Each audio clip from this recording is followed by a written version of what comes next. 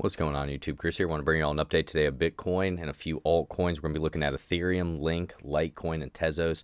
But first of all, we got to say here, this is pretty impressive. Bitcoin just hit its 2020 all-time high, and it hit $14,000, almost $200, about $14,102. So this is pretty exciting for Bitcoin, just the simple fact that we are starting to make those nice strong moves out of this trend, those nice impulse waves that have been moving to the upside out of these symmetrical triangles.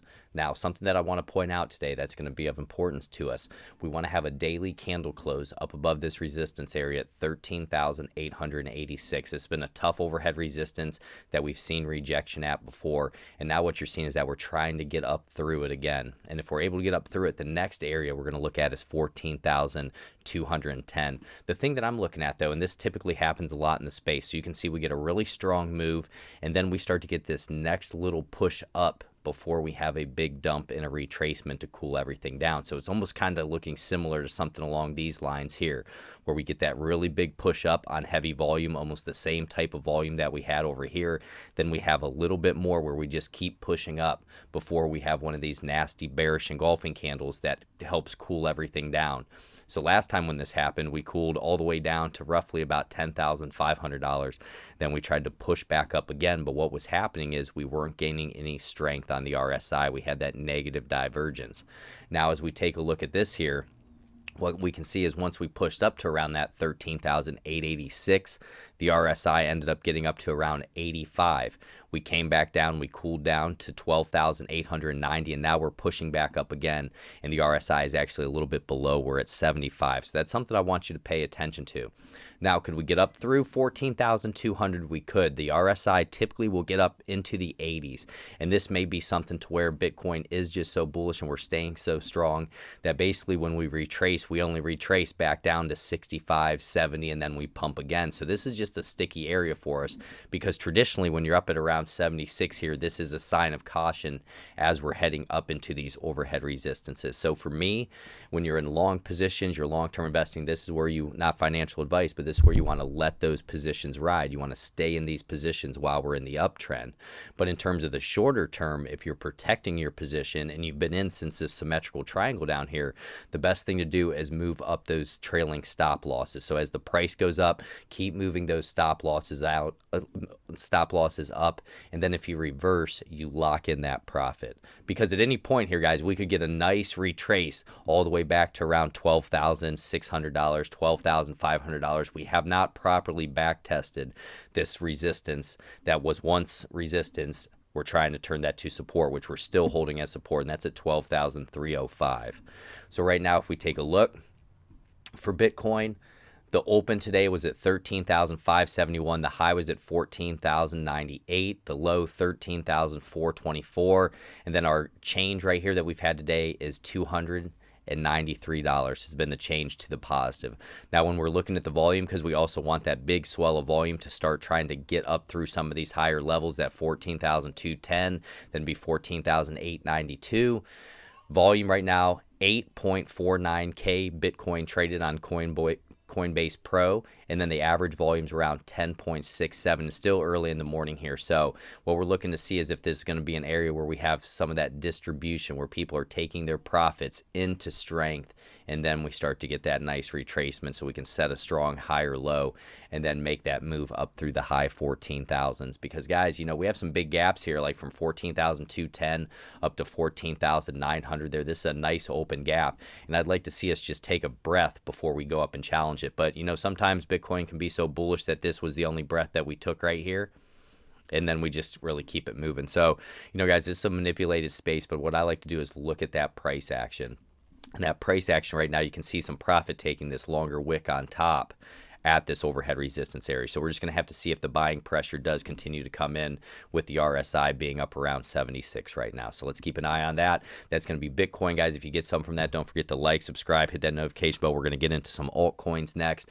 And also, anybody who would like to take that little trend trading crypto course, what I've learned in 3.5 years, I'm going to leave that my email down in the description box.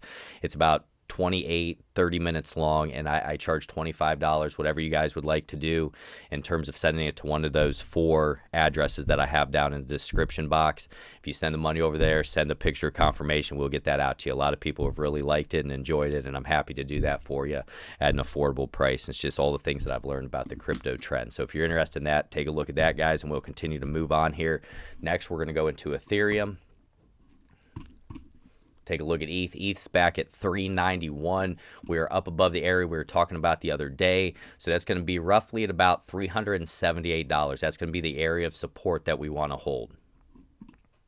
RSI is sitting at $53. What we're trying to do is set a higher low and stay up above this purple trend line here. So if we take a look, you can see this purple trend line. That's going to be our higher lows. That's what we want to stay up above. We don't want to start breaking down below that. So we're trying to set our higher low on top of $378, then go up and set that higher high. And roughly we need to get over $417. It's been a tough spot for us. If we can get up above that, we're going to look roughly up to around $438 as overhead resistance, and up to around where we hit before, that $489. But the nice thing about Ethereum, it's not where Bitcoin's at in terms of the RSI. We're at 53. We're not up in the 70s here. So sometimes people like to take their profits from Bitcoin after playing a great play there, or they get stopped out, and then they take their money and they go into the altcoins, and sometimes the altcoins can pump. You know, it's not a 100% thing, but sometimes that does happen when Bitcoin starts to get a little bit overextended. So if we take a look here at our technicals for Ethereum, we're sitting at a 3 sell, 9 neutral, 16 buy, oscillators 1 sell, 8 neutral, and a 2 buy. Moving average is looking strong, and the reason for that is because we're up above our 50, our 100, and our 200, and today we're up above that 20. So we're trying to reclaim that 20 moving average as well, that 20 EMA in purple. But we still haven't had a ton of volume. If we take a look in today at the volume overall, we're typically around 51.62K Ethereum traded. We're at 32 right now. So we're just going to have to see if that volume picks up, see if we can turn this into a bullish engulfing candle and just try to get that move to the upside, get over top of 417. So that's going to be Ethereum, guys. That's what I'm looking at as well. Next, we're going to go into Link, and if you like me covering Ethereum, let me know down low and tell me what you're doing. What coins are you in? Are you just continuously letting this ride since we're in an uptrend? Are you trying to trade these swings? I'd love to hear it.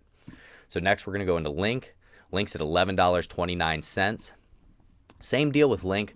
Basically what's happening, we're trapped in between this channel right now. We've been having higher highs and higher lows out of the downtrend that we've been dealing with. RSI is at 51 right now, so we still have plenty of more room. If we do go back up here and test the top of the channel, we'd be looking up to around about $13 would be the area of overhead resistance.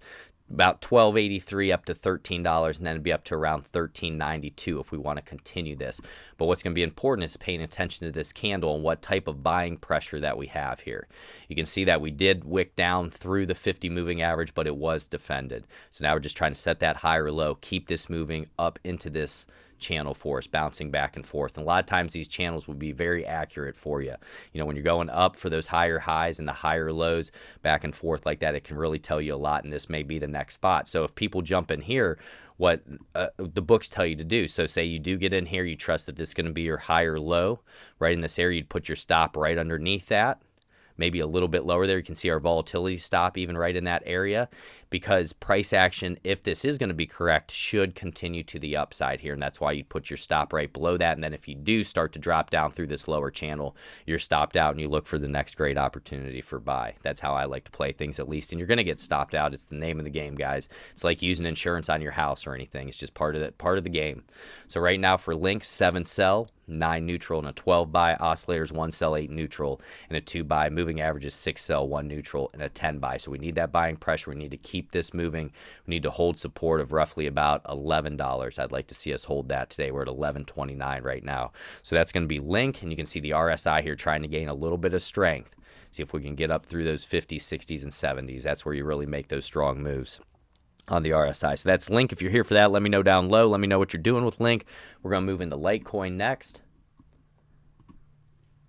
Litecoin getting a nice little candle here today. So far, we're still going to have to wait for the candle close. We're at $56 right now. And this, if we did close like this today, this would be considered a bullish engulfing candle, which would be a nice thing for us here, because that would be a bullish engulfing candle off the support area that we were looking at during the last video at $53.84. If we can hold this, this could be enough to get us up to go and try to test that 59.17 again. But it's going to take buying pressure, and we're also going to have to watch Bitcoin and what it's doing. But for Litecoin here, it's looking decent because we're still up above this purple trend line. We're still putting in those higher lows. This would be our higher low, trying to go up and make that higher high, get over the last previous top. The highest we got was $60.94 the last time we pumped up there. So that would be nice if we could start challenging those areas again, but it's going to start with that buying pressure. And if we take a look at the buying pressure right now, volumes at 131, Litecoin traded, typical average volumes at 149. So we're actually doing pretty well today. We're almost at the average volume for the day, and we still got a lot of day left to go. So we're just going to see if the bulls will continue to step into this area. And what you can see here is your volatility stop. So basically what this is saying is if you were to jump in a position for Litecoin and you buy at 56, whatever, your volatility stop would be down around 53.55, and that'd be right down in this area here. And the reason why I like to use that is because this should continue to the upside, and if it doesn't and it reverses, you're going to get stopped out and say it does go down to a lower area, and then what you do, you just jump back in if it's looking good and you try to ride it back up again. Guys, I can't overemphasize, it's very hard to do. It's a tough thing to do, learning stop loss placement. I'm still learning a lot about it in the crypto space because of all these long wicks. They can really get you, like even down in here. Think, you put it right below, and then you get that big push to the upside after you get wicked out. These wicks can be typically about 5 to 6%. So this one here was roughly about 5.35%. So what I like to do, I like to kind of look at this volatility stop, and then I even go a little bit lower than that just due to the long wicks, because I don't want to get wicked out on something like this and then it goes in the direction that I was anticipating it to go in. So just be careful with all your stop losses, all that type of stuff. This is a very volatile market. I think one of the best things to do if you're new to trading and everything, really try to spot these uptrends, buy, and then hold until you see the change into a downtrend. That can really help you out. So that's going to be Litecoin there, guys. RSI is at 60. So let's just see if we can get that next move to the upside, see if we can gain a little bit of strength there. So that's Litecoin. If you're here for that, let me know, and then we'll get into Tezos. And Tezos is one, guys, I like it. I really do. I picked up a little bit more yesterday, just slowly averaging into this fear. I started picking Tezos up around $2.20 was my area, and ever since then I've just been slowly buying as this fear has been taking place. And what happened was we hit that target I was looking at, $1.85. That was a buy area. We wicked down to it yesterday, and we actually ended up bouncing just a little bit off that. But you can see this was all the way back to this area. Previous resistance, we'd want it to become support. And that's what we're looking for right there. But the main thing, as we're in this downtrend, you can see the volume hasn't been crazy heavy right down here. And typically that can show the end of a trend. So I'm trying to find that end of a trend so that we can start playing that next trend to the upside. Okay, just like we had over here. Do you see how these things move in trends? And then we had our huge sell-off. Then we started moving back up in these trends. That's what you're looking for. And that's what I like to do, is ladder into fear, sell out into greed. My target would be, once this trend starts changing, I would like to see about $3.35 is where I'd start layering out, taking some profits. And I think that's very possible, because many times when we do sell off in this market, as you can see, we'll get this reaction bounce up to that 0.618. Now let me show you this. If we take from our top here and we go down and we go to the 0.618, that would put us right around $3.51. So once this trend starts to reverse here, I want to have a nice averaged in position so that once it starts moving, I'm going to start looking at these target areas. And if you can have an average of around $2 and it goes back to, $3.51, you're looking pretty good there. And what you can also see is right here, basically as we were getting pushed down, the RSI got to around 23 when the price was at $1.90, and now the price was actually a little bit lower. We got down to that 180, and the RSI was higher, around 36. So you had a little bit of that bullish divergence taking place there. But the tough thing for Tezos is we have to get up through the 20, the 50, this 200 and 100 moving average now. But many times when the market moves, we just cut right through those. It just is what it is. This market's so manipulated, guys, and I want to do the best I can with price action. But these are the things that I look at, and I think averaging into positions is one of the best things you can do with how volatile this market is, as opposed to just looking at 220, we're down 50%, and saying, okay, I'm putting it all in right now. I like to put about a quarter in, and then if it drops a little more, put about another quarter in, and then if it drops more, put the rest in. Then you have a nice average so that when it does reverse, because markets always reverse for the most part. And I believe Tezos is going to be one with all the staking, or with the staking and baking and all that type of stuff that you can do. I think a lot of people are going to be attracted to it. And when volume comes in, it comes in hard and aggressively. So I think this is one down the road that could be a winner and could, maybe even get back to that $3.35 down the road here. So if you guys get something from this, don't forget to like, subscribe, hit that notification bell, check out that course if you're interested, send over an email, and we'll get you moving on that. But God bless you all. Have a wonderful Saturday and be safe out there tonight. Take care, my friends.